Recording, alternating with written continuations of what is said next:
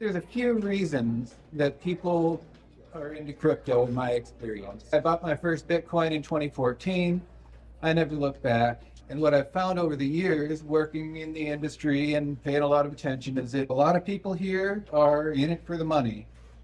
And there is nothing wrong with that. And then there's a lot of people who are in it for the check.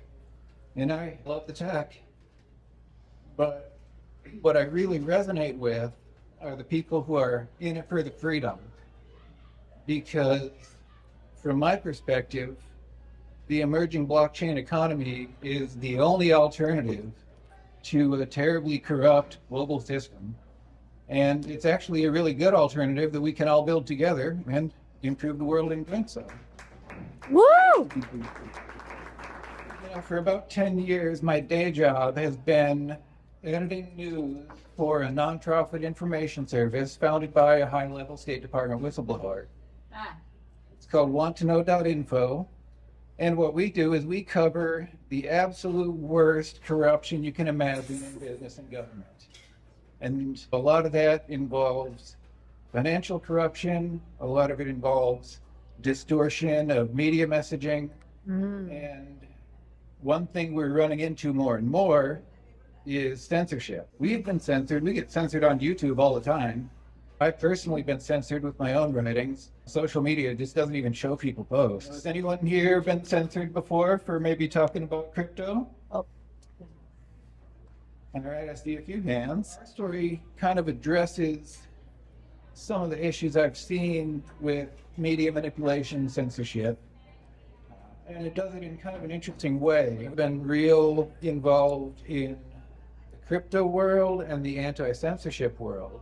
I started thinking about how those two things could come together in a new way to do publishing. And then I just kept getting annoyed by all the different accounts I had to have with streaming services. And everyone, you got to give them your personal data. And why not make a token and make my novels accessible to people who have that token? And then I can just sell the tokens and people can read my novels and that's fine.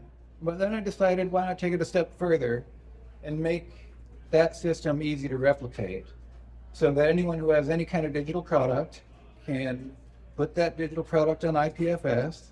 They can use code that I've developed, just plug and play into an HTML file, make a web page that's integrated Rstory. People with Rstory can access their product, and if they do that, then I'll just send them tokens, and they can sell the tokens or give them away to their subscribers, things like that. But the censorship-proof piece of it is twofold. One, IPFS, it's the Interplanetary File System, for people who aren't familiar, is basically a storage layer of the internet that's decentralized, and it's content addressed.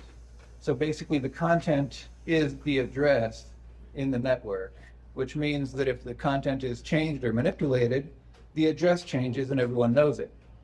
So that's pretty different from like New York Times, where they might go through and do some 11th hour edits after a story's already been run because they have to walk back something because an advertiser has a problem with it. There's no way to change it if it's on IPFS without changing the address.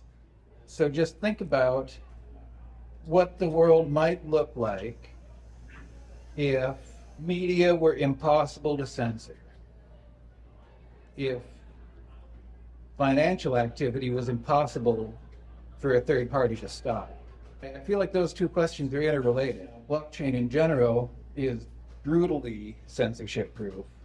When WikiLeaks first published documentation of American military killing Reuters journalists in Iraq, the US government went after WikiLeaks with everything it had.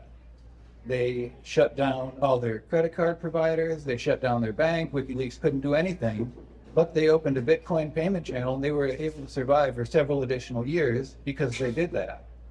Now the US government really did everything it could to stop that from happening, and yet blockchain was able to make those payments go through no matter what. If the most powerful government on the planet can't stop it, then maybe that's tech we should be using if we want to create unstoppable systems. Woo!